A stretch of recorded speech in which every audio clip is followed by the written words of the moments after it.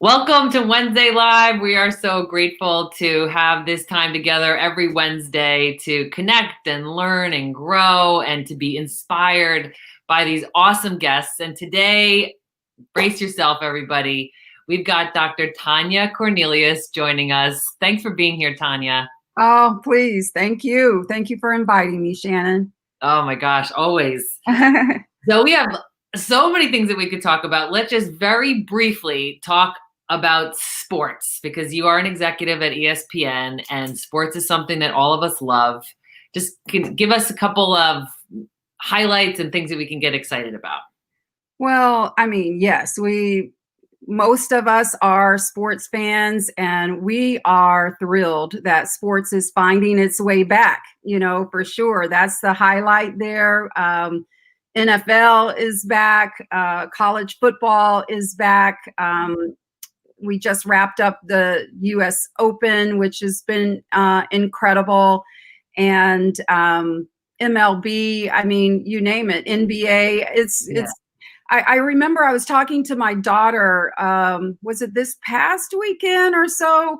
And she was saying, like, oh my gosh, she was just flipping from one thing to the next because there was so much sports going on all at once.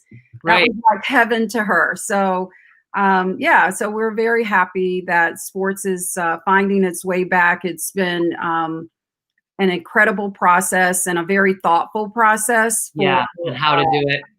On how to do it, how to do it safely, so that people can enjoy sports, so that athletes can do what they love to do as well, but do it safely. Yes. Oh, that's such great news. It's something I'm personally really looking forward to. It's so communal, and I just think that there's a lot of great things about seeing people reach their potential, which is something that is a part of what we're going to talk about today, is how each of us can reach our potential.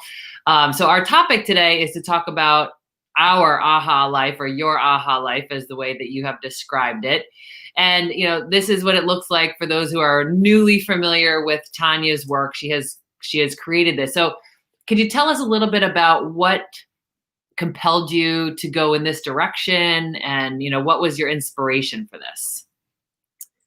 I would say that your aha life is really just an evolution, and it's a great part of who I am. So, in my professional life, Shannon, I'm a developer of people and teams and organizations. It's what I do. It's what I love to do.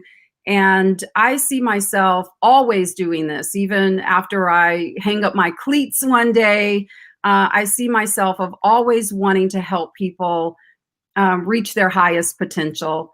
And so your aha life is my personal mission and my personal expression of being able to do that. It kind of just has evolved from just over the years of knowing.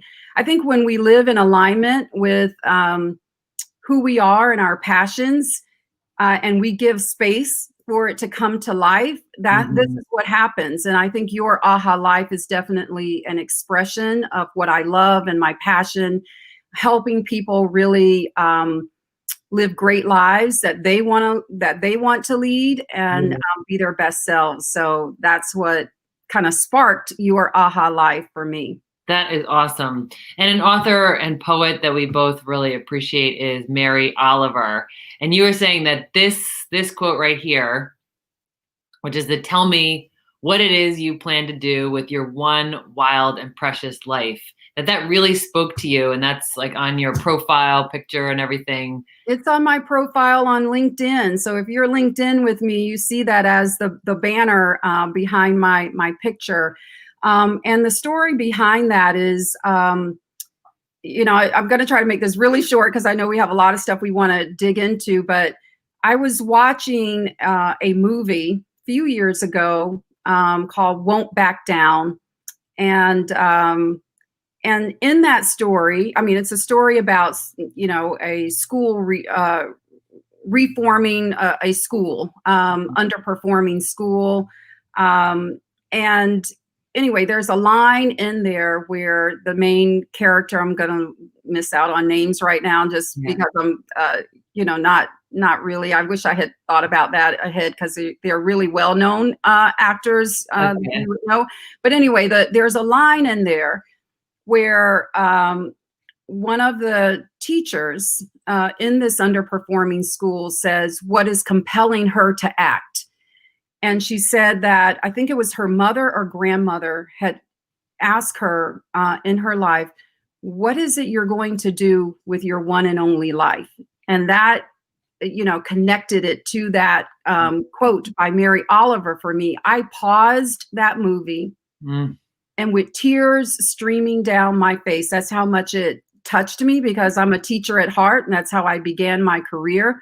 Yeah. So it resonated with me so deeply. And I said, for me to answer that question, it's, I want the world to know that I'm here and I care.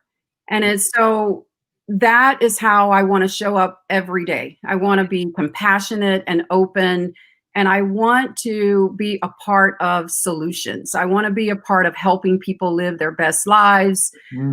All this stuff that sounds kind of woo-woo and cliche, it's for me is real. And so yeah, that quote has a lot of meaning to me. I can go on and on about it. Maybe I'll write a blog article about it. Yeah, I think you should, because that quote, and then you just shared this other one with me about another Oliver quote, which it's also so beautiful, which is around the instructions for living a life, which is to pay attention, be astonished, and tell about it. You're in the midst of writing a book, which is a whole other work. I just felt like stress go down like that, but it's all good stress. Yeah, I'm trying to write a book. You would think I would know how to write a book. I wrote a 367-page doctoral dissertation. You would think I would know how to write a book, but this is different because the book that I am writing is definitely research will be included, but it's also quite a spiritual journey into your aha life, really leading your aha life.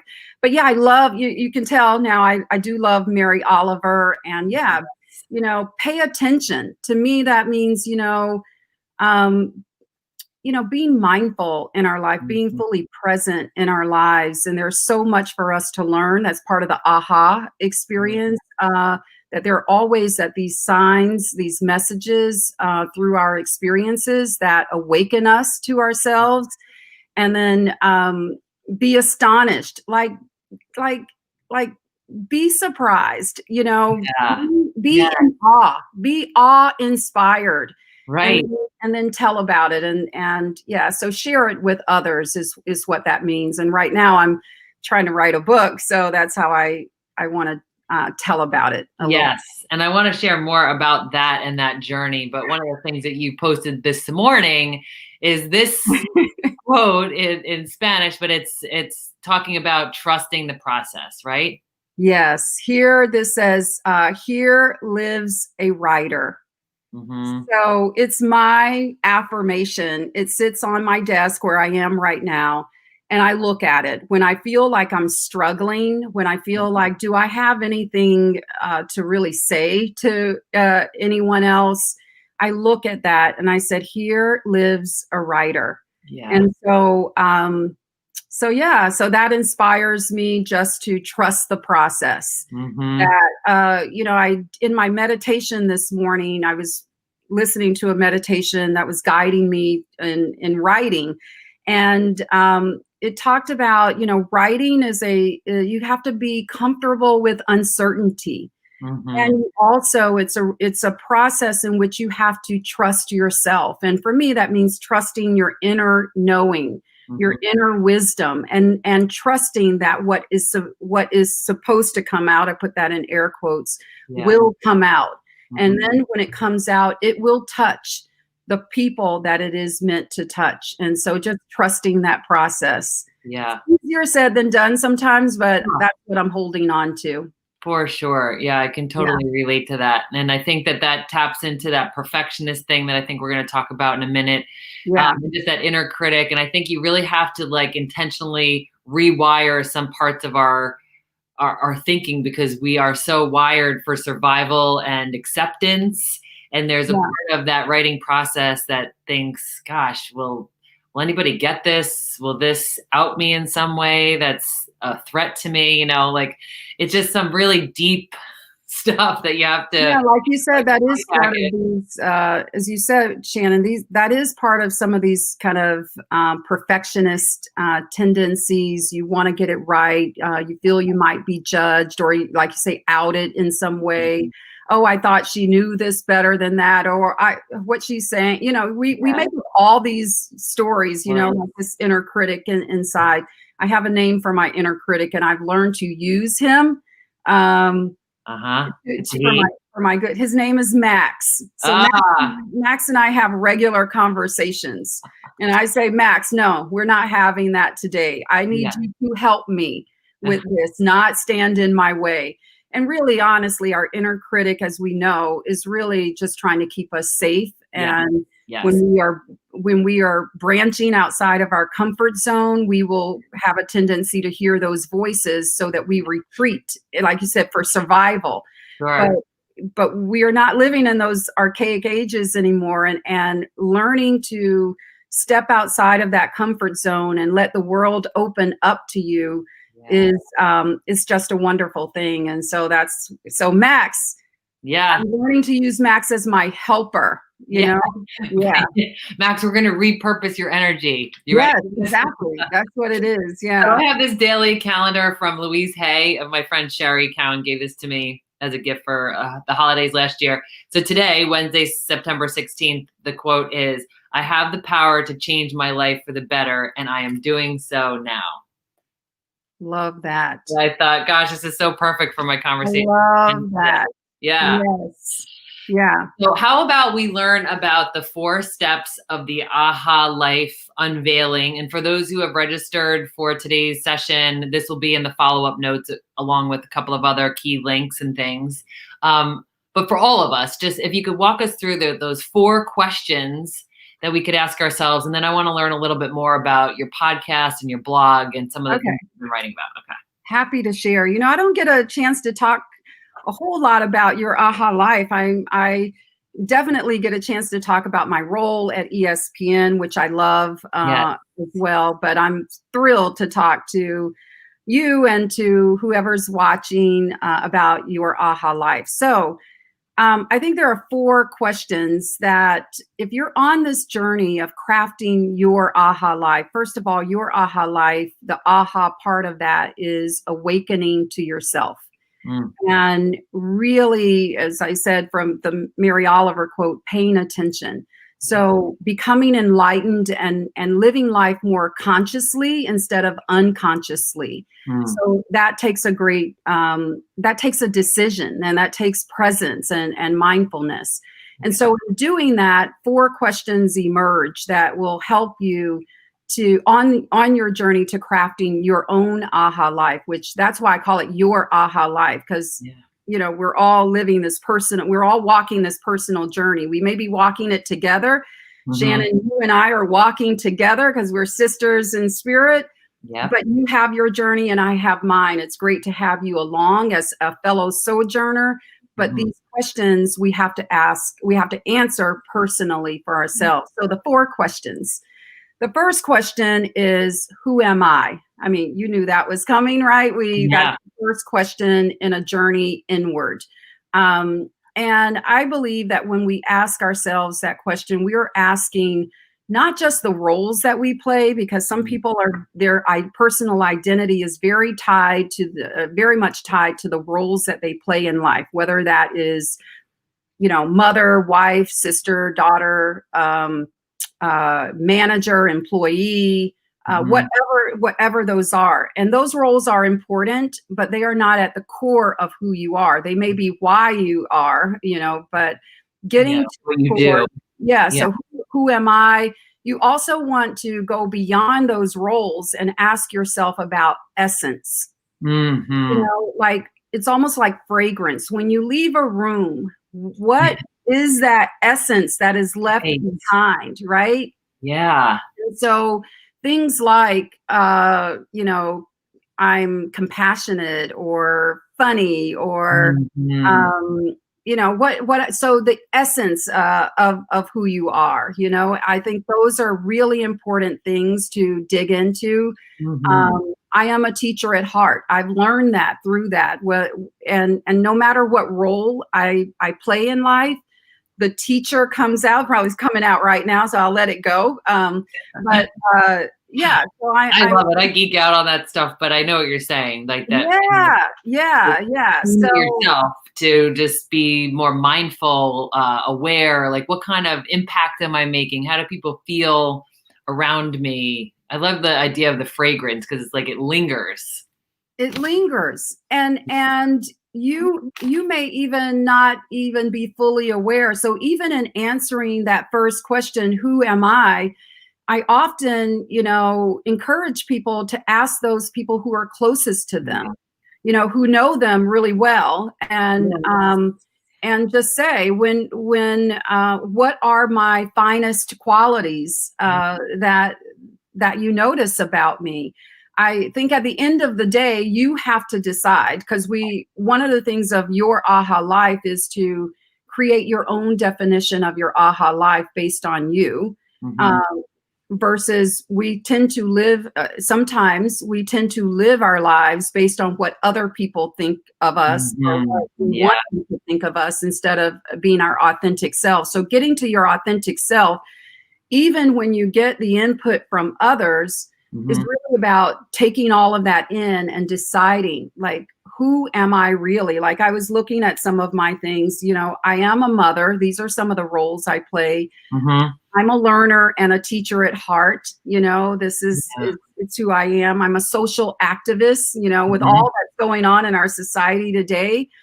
And one of my first blogs was The Social Scholar. I think you might remember that too. Yes.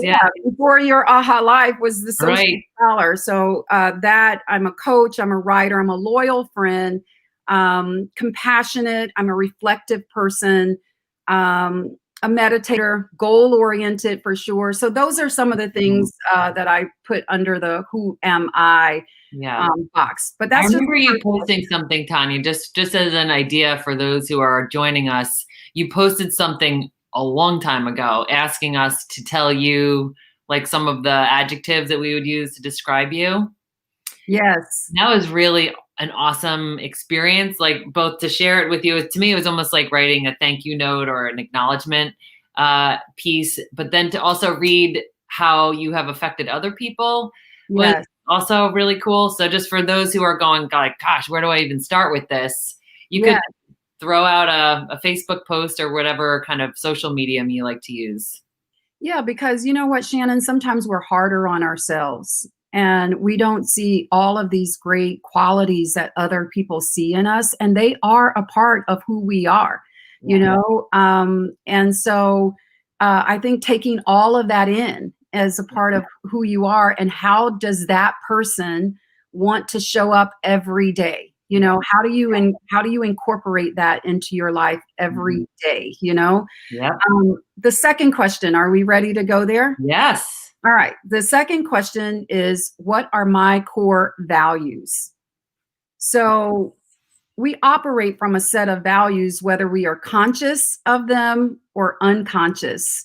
And this is about, your aha life is about becoming more conscious, making them more explicit in your life.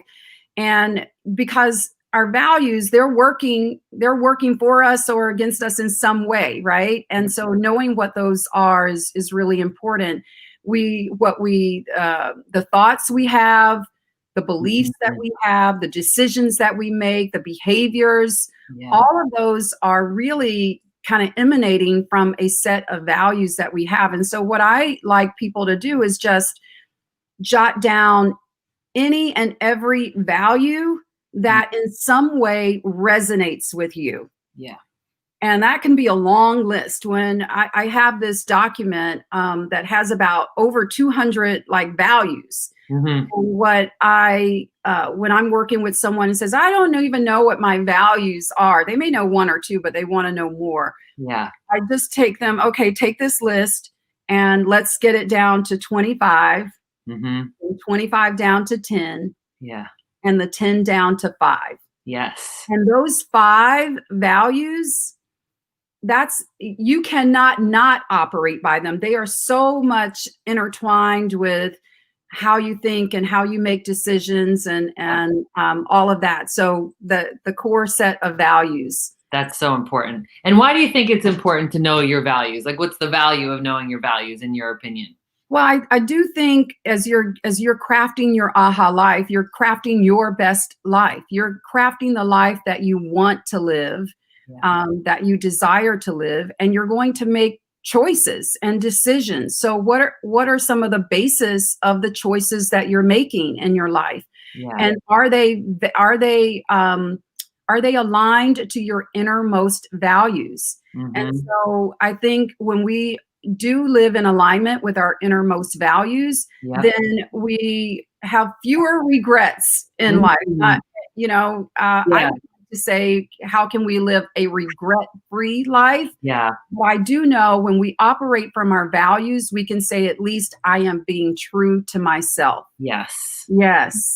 Yes. It may not always turn out as I thought it would, but you know what?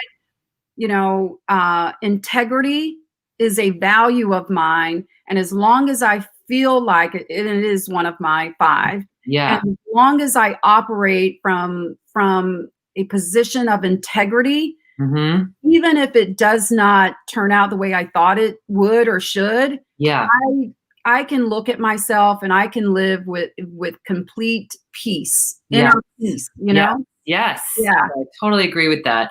And you're familiar with Vibe. I would just I have this book, Shannon. I know. I have your books. I love it. Here we go. Yeah, we've lived this journey. Just talk about it. I be about it too. Bye. There we go. Good. Yeah. But one of the things that I discovered in this chapter on values is about. Before you go, can I tell you what you wrote to me on the first page? Oh, sure. Gosh, that was a long time ago. You see that? It says, do what you love what you do. Love you. Yeah. That is so true. Thank you. Yeah, my pleasure. My pleasure. And of course, I've got some Disney quotes in here. Shout out to Disney. This one, Roy Disney says, when your values are clear to you, making decisions become easier. That's why I think what you're saying is most people have like the ballpark of what their values are, but like to know them, like this is what they are. And it also helps us to know why we get triggered by things. Yes. If something happens and you're like so much that's going on right now in the media and even just how people are behaving socially, and it's just grinding my gears. And I was like, well, one of my core values is compassion. Yeah. Love is number one. And I'm like, how is this happening? And, so I have to kind of calm down and look at it as just, it's people expressing themselves. Yeah. I love what you're saying though, because it's so true that, when one of our values is violated in any way that we feel violated, right? Yeah. We will have a reaction to that. And that tells you that that's a core that's a core value. The extent to which it does like under your skin tells you right away that there is a value of yours that is being violated. Yes. Yeah. I notice that even if I'm watching a commercial or a movie or a news clip or something where I'm feeling an emotion with someone and I'm like, I just start crying and I'm like totally and I'm like, God, and your screen went to something. I don't know if that's just my view. Did it just get messed up? Yeah, I don't know. Oh, there you go. Okay. We're back. Hey, we're live. We're all the way live for sure. Right? Yeah, exactly. Which is perfectly flawed. I love exactly. It's like it's just real and mistakes happen and that's just what it is. Yeah. So who am I and what are my values? Those are the two questions. What's the third question? The third question gets into basically how you want to show up, and it asks you the question, what are my gifts and talents? And I'll throw interest in there as well, because what it's starting to hone in on is how your unique qualities, your unique skills, your unique gifts and talents, how do you want to use those for good? Yeah. And how do using those bring you joy? Because what I didn't say is your aha life, it nets out a life of, you saw it on the banner, the orange banner that you put up, more joy, more purpose, more fulfillment. Yeah. So when we are living, again, in alignment with, all of this is in alignment with who am I, what are my core values, and what are the unique gifts and talents that I have, and that I have joy giving, then that is leading you to say, then how do I really want to show up in the world? Yeah. What contribution can I make that is unique to who I am? Yeah. And what have you found about honoring those things? Like, do you find that it's hard to like make time in your life to do those things? Well, you find them interesting, but sometimes I think it feels like it's decadent, or, wouldn't that be great if I had an extra hour in the day where I could actually write something or cook something or travel, right? I definitely want to be sensitive that at different points in our lives, there's can be quite a bit going on. I do feel that your aha life, when you are clear on those things, there's a flow. There is a way in which you just want to make time for those things. And I mean, for example, your aha life is really a vision and a mission that I have. That's a part of it's part of who I am, but it's definitely a part of a personal mission that I have. And as busy and demanding as my job is, I find time to do the Your Aha Life stuff, simply because it is so, it's so much a part of me. So I think I get it. And then there's no judgment. That's the other thing. We got to stop judging ourselves, right? Yes. Yeah, there are going to be times in your lives, like right now, my kids are grown, and it's just Marley, my dog, and me. Yes, and, Marley. Let me show everybody Marley. Yeah, there's Marley. Yeah, Marley makes a debut. My little love, yes. Yeah. So, I have things here like, what are my gifts and talents, and I like helping others on their personal growth journey. That would just be a word of encouragement. So these things don't have to be big. Like what you sent to me this morning on Facebook, because I was having my writing thing going on. That helped me on my personal growth journey. So they don't have to be big actions, but they just kind of like flow out from you. Teaching, planning, organizing, staying calm under pressure. And you know what? I wouldn't have known that. I probably would not have picked that out for myself, but I've heard it over the years from so many different people. Tanya, you have a way to bring calm to a situation that otherwise would be stressful. I'm probably stressed inside, but for whatever reason, my team does not experience me that way. They experience me as bringing calm. So that is a gift, that I have. And so that's why it's sometimes great to ask people who are close to you and experiencing you in so many different environments on what those qualities are about you. Yeah, it's an ISTJ attribute too, right? Yeah. And I believe it has to be things that you also enjoy and that you want more of in your life, aha living, right? You want more of that in your life, more joy, more purpose, more fulfillment. So what I love about that too, Tanya, is basically what I'm hearing you say is you're not a victim of your life. You choose. You're the author of the story, right? And if this is something that brings you joy and fulfillment, and it's actually part of the reason why you exist, right? I mean, we're getting to that question next, but like you almost have to do it. Right? It's something that you're, rather than just saying, oh, I wish I could, which is where I think a lot of people get stuck, is like, this is nice, but like I've got a really full life. And so that's why I think having you as an example, it's like, for sure, we could talk about your HR work, your D&I leadership, love all that things you're doing professionally.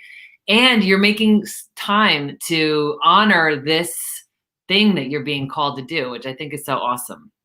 Yeah, I think it's almost as if that when you don't do it, you're actually working against the flow of your life.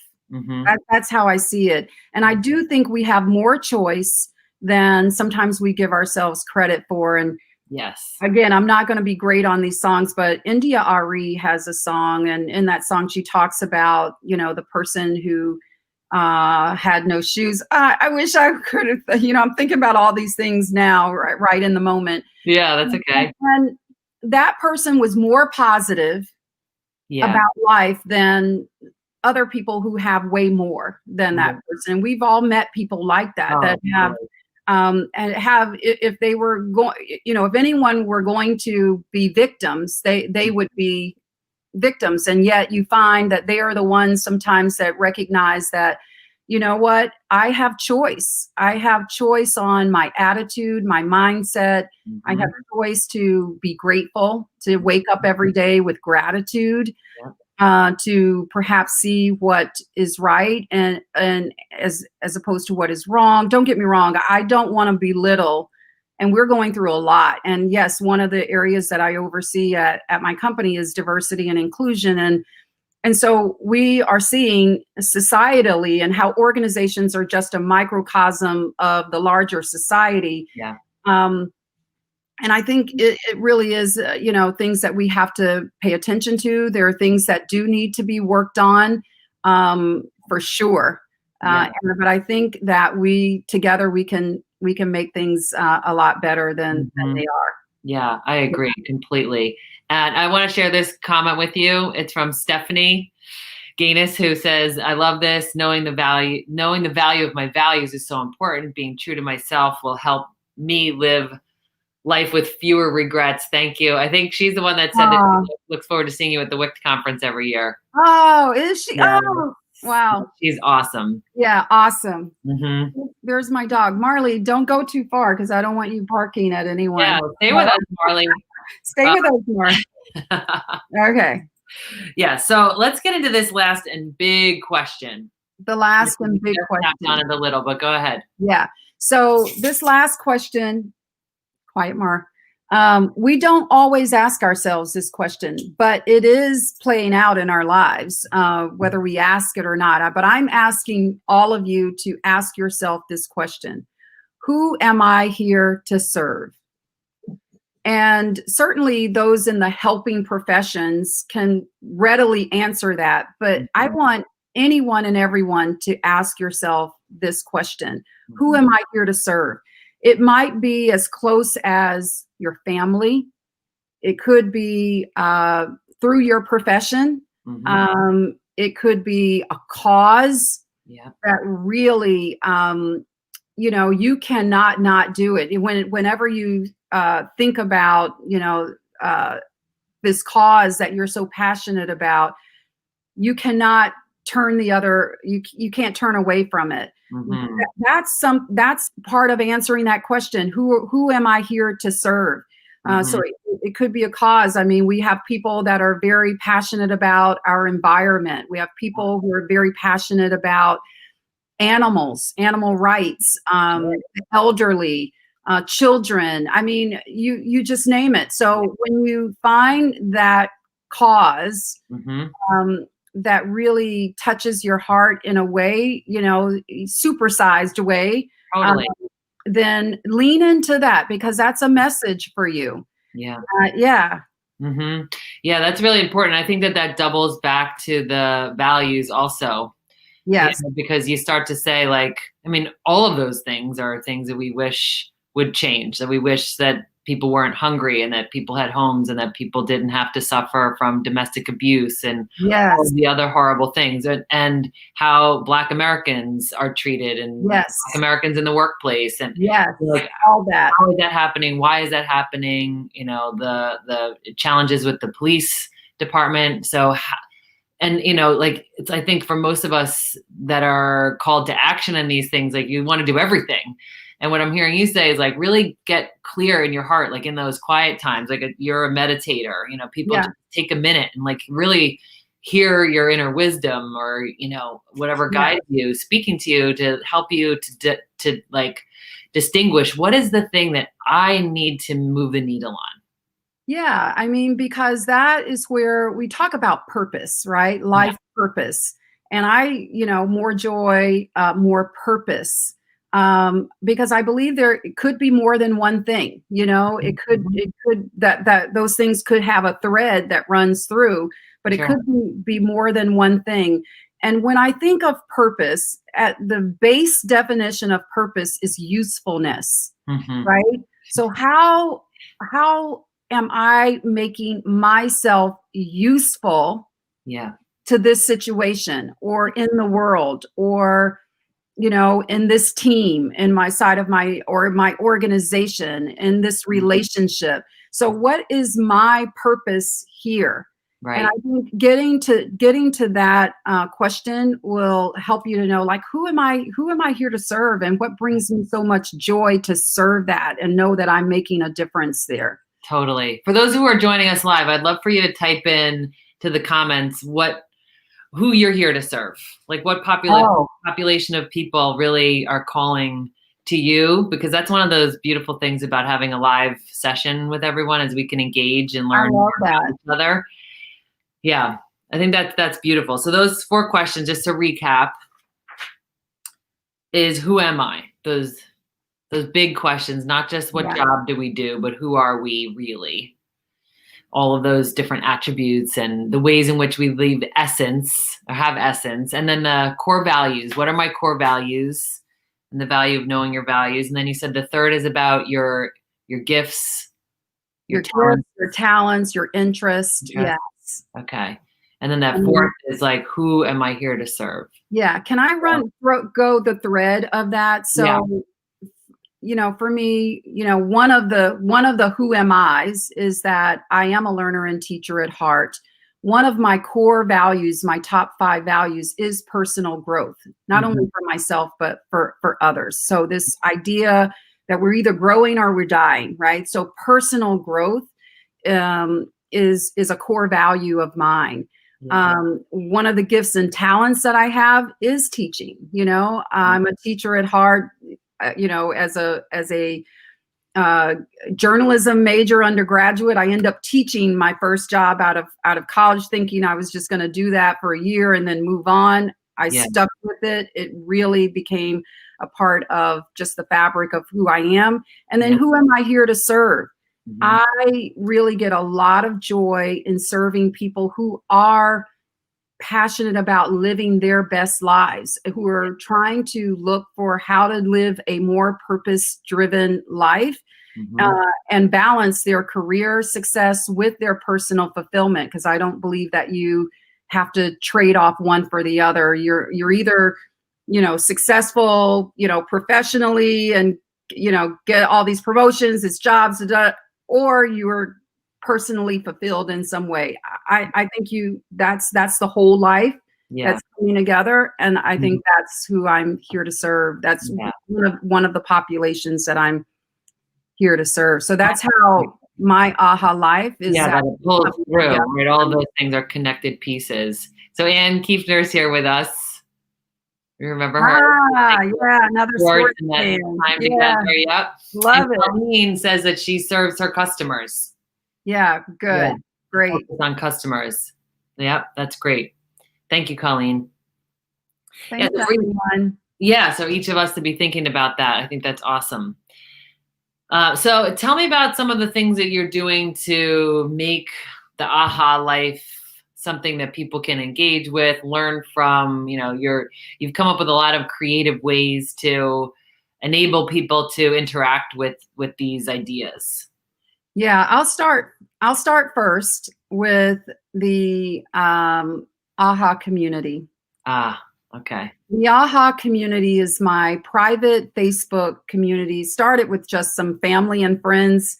Last October, it was like 130 people in that community. Now we're at about 500 people. And it's a community of like-minded people who are all on this personal journey of living our aha lives and really being in a supportive environment to encourage one another on this path. And we have so many things inside of the aha community. While I might have been the founder of it, so many people lead different aspects of it. We have a lot of certified coaches inside of the aha community.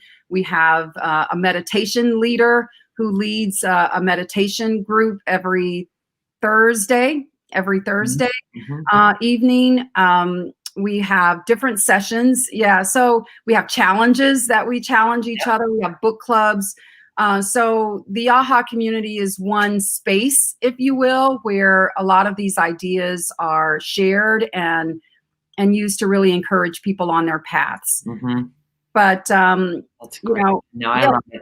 So the other things is I have a podcast. Yeah. Yeah. So, that's what you brought up there is the latest episode that I just did and just put out with a conversation I had with Dr. Sarah Smith, really on how the sense of urgency and busyness and overwhelm, stress really shows up in the mind and body. But the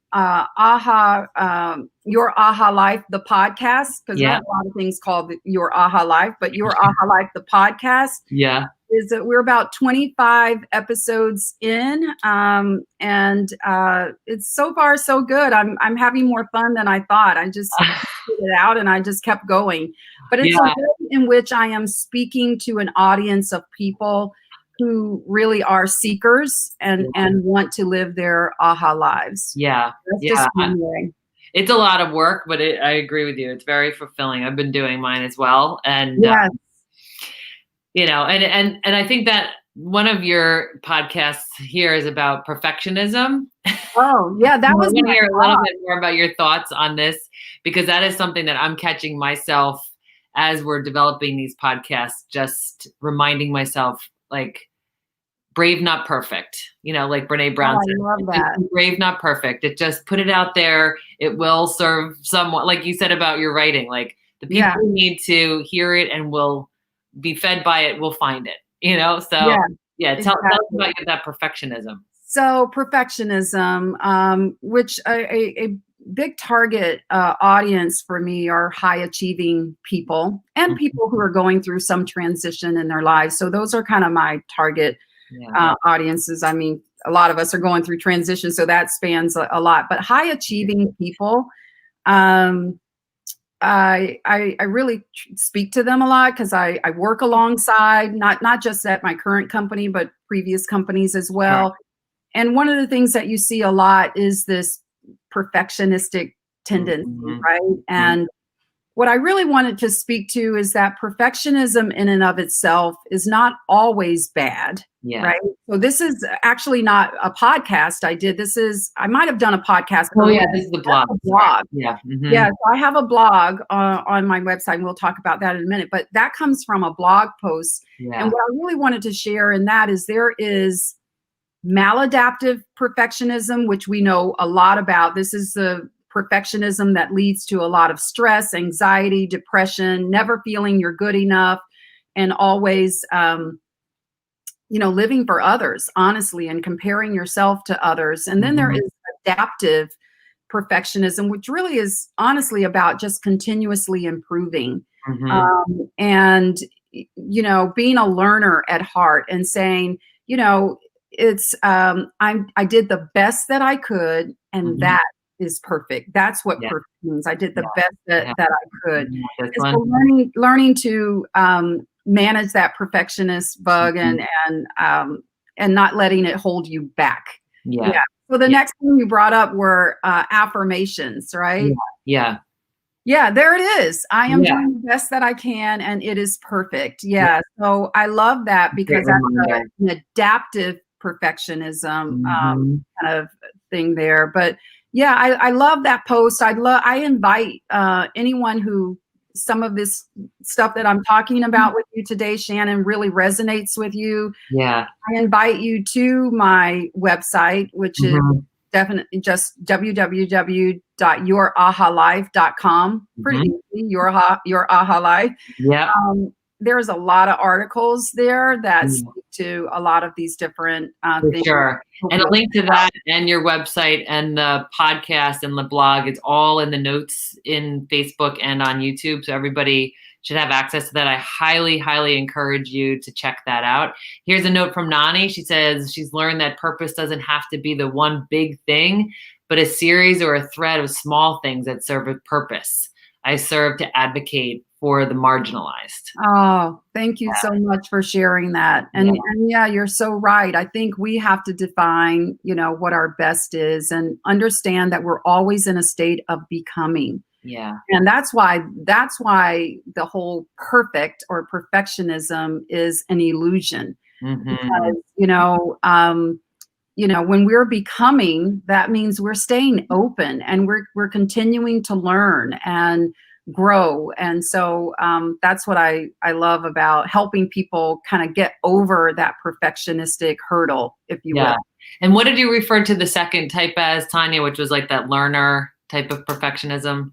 It's adaptive. Adaptive. Yeah, maladaptive and adaptive. Maladaptive, of course, being the bad. Yeah, the gripped by. Yeah. Mm-hmm. Yeah. And we got a note here from Stephanie. She's saying that she reread The Purpose-Driven Life by Rick Warren. I have a calling to be in a position of service to others in some capacity, not one particular area. So exactly what you were saying, it's not always just this, here's my one thing. This is I have this capacity and I want to, be a light for a variety of people.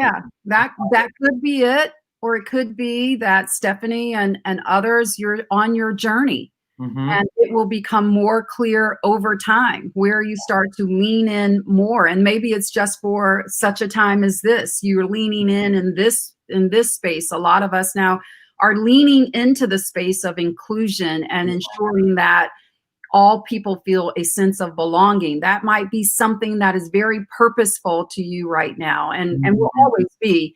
But I think one of the things I was taught in Sunday school or whatever is that you were born with a purpose. And I'm not here to get into the religious aspect of it. I believe we were born to discover ourselves and to use our whole being for the good of ourselves and for others. And that over time can evolve. And that is our usefulness, purpose.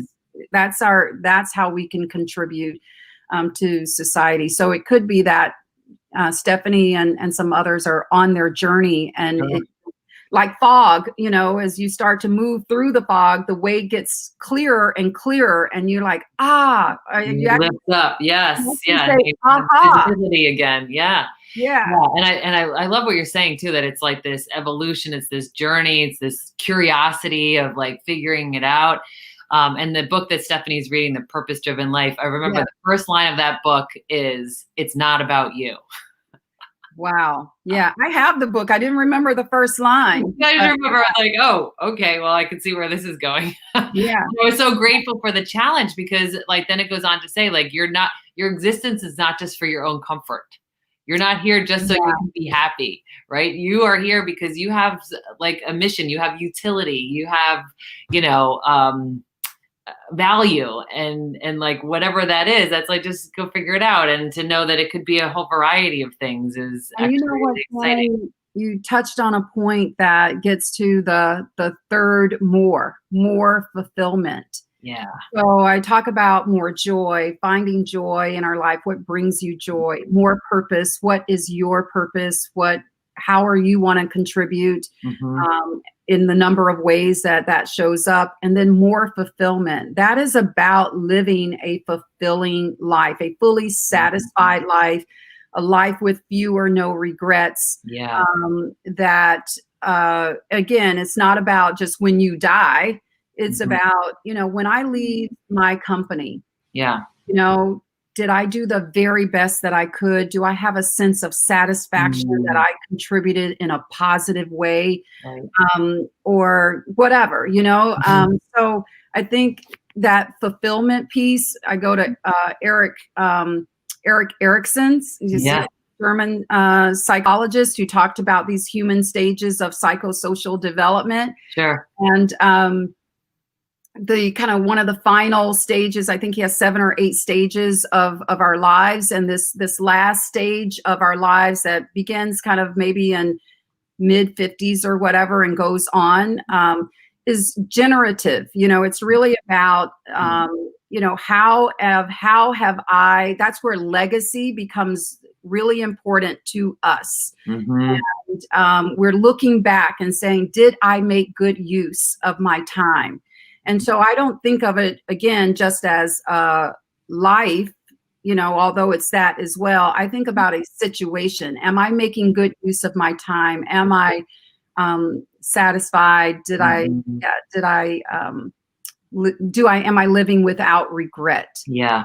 Yeah. I think you know the answers to those questions by the amount of peace you feel in your heart when you ask those questions, right? Because I think some of the ways in which any one of us is making a difference or living a life of purpose doesn't have a tangible outcome sometimes. Like you can't say, because I was here. I mean, some like architects can do that. Like, because I was here, this, you know, this building stands.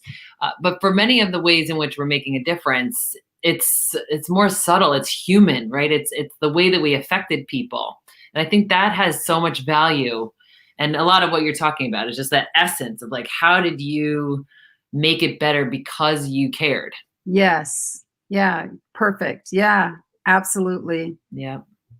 So the ways in which people can learn more is through the, on your website, to listen to the podcast, the blog, which I got to sooner than you planned to, with the image about the perfection. But then there's also this blog that you just posted about the acorn. If you could talk about that a sec. And oh my gosh. Yeah. I was so happy when I came across that story because it's back on for people. Because I knew I wanted to do something on self-doubt, right? Because this whole month of September, I'm writing about, you know, how to live successful lives and the things that can get in our way. Yeah. So definitely doubting ourselves. And so that blog article is about, you know, being okay to give up who you think you are so that you can become who you're meant to be. Right. And so, and realizing the potential that lies within you. And so this little story, this is how I think God, the universe, sends me these things. Like, I'm like, okay, I want to talk about this. How do I talk about it? Right. And then I land upon this thing like, okay, here we go, Tanya, that use that. So I landed upon this story, this little short fable of acornology. Yes. And talk about all these acorns that they're all into self-development, personal development. They go to all these workshops, these self-help, they read these self-help books. They're living life. They're maybe even living some purposeful life in some way. But what happens is a stranger, a little acorn, drops down from the sky. They said maybe a bird dropped it. So it's this raggedy looking acorn that's probably doesn't have its hat on, it says. Mm-hmm.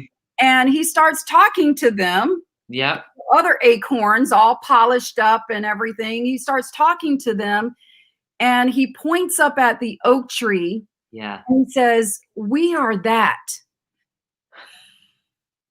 And these acorns are looking like he's crazy. He's delusional. Yes. He's saying we are the oak tree. We are acorns, you know. And so one acorn decides that it was going to continue to engage the stranger acorn. Yeah. And so there you go again, Shannon. I lost your face. Yeah, you did. I don't know what happened. Yeah, I don't know what happened. But anyway, the stranger acorn. They ask, you know, so how do we become that oak tree, right? Mm-hmm. There you go.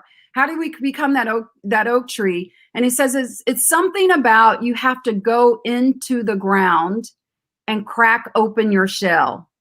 And they're like, what? Well, if we did that, then we would no longer be acorns. Yeah. I loved that story. There are so many rich lessons that come out of that little story. Totally. If you don't go to my website for anything else, go to that website to read that little story, because when I happened upon it, I loved it. I do too. And you always have really great quotes in all of these too. And one of them is that it's not who you are that holds you back, it's who you think you're not. Yes. Panic McCarty. Yes. I think that I'm a quotes person. Yeah. You are too. Yeah. You are too. We love quotes. Yep. Yeah. Sometimes it's just like it really helps you to see the thing that you are trying to express in a way that you just couldn't say it before. And like in this blog post, you also have a quote that I want to share with everybody. Okay. Which is by Alice Walker. And she says, in nature, nothing is perfect and everything is perfect. Trees can be contorted, bent in weird ways, and yet they're still beautiful. When I found that, can you put that, the cover to that blog? And I found that tree. Yeah. It was the perfect image for that Alice Walker quote. Right. And this is how it all comes together. And I was like, yes, that is the message. Yes. That things can look a certain way. And we get so many of our lessons from nature, right? Right. Oh my God. Yes. Yeah. So that's beautiful. Yeah. I love it. Another thing that you share with us in the AHA community is affirmations. So I'd love you to tell us why those are important. And then we'll close with that last one about who we are. Well, you mentioned Louise Hay. Right. Mm-hmm. I have a box of affirmations on my nightstand from Louise Hay. And she talked about, she's one of the first ones to really promote the use of affirmations in our personal growth. And she says, we've been telling ourselves negative things all of our lives, and that hasn't worked for us. So why don't we try telling ourselves positive things? Sure. I think that'll work better. Yeah. And so I love that, because it's a short affirmation. For example, I'm doing the very best I can, and that is perfect. Mm-hmm. That I am, my, really personalizing it to yourself. Yeah. You're telling yourself, you're feeding your subconscious that houses everything, right? Mm-hmm. It's a big kind of data storage. Yeah. And we can store a lot of garbage in there too. Sure. And so what we want to do is we want to replace that garbage that tells us who we're not and what we can't do and who we're comparing ourselves against and all of that. And we want to replace that with who we really are, what we love, what brings us joy, what good we are providing to the world, what goals and dreams we have that matter to us. We want to replace that with those things. And that's what the affirmations do. So I post affirmations at least a couple of times a week inside of my Instagram, on my all social media. Like I'm on Twitter, Instagram, certainly the my private Facebook community, as well as my regular Facebook profile. So I try to post that, and it may just touch one person that day. And you know what? That's great. But that's something that you feel responsible or compelled to share with people for that one person, right? And just to share what you're learning. And so, for some, they might think this is really corny to do, but most of us are working in the privacy of our own home. So I'm going to ask everybody to say this one together, because I think it's a really important affirmation and one that kind of ties us all together. So it starts with today. Today will be what it is. What it is. I will be who I am. And there will be beauty in both. Yes. Yes. So good. So Shannon, you know what? I do those things and I'm doing them for others, but I'm also feeding my spirit. And I think it is a mind, body, spirit connection there to living our AHA lives. Yeah. Yeah. Perfect. Yes. Thank you for that. Thanks for everybody for joining us. I know you got a lot out of this, and there are resources coming your way, the worksheet and all those things. So please dare to explore your aha life. Yes. So that you can have that joy. More joy, more purpose, and more fulfillment in your life. Yes. Yes. Thank you, Tanya. Thank you, Shannon. So grateful for you. Yes. See you all soon. See you next week.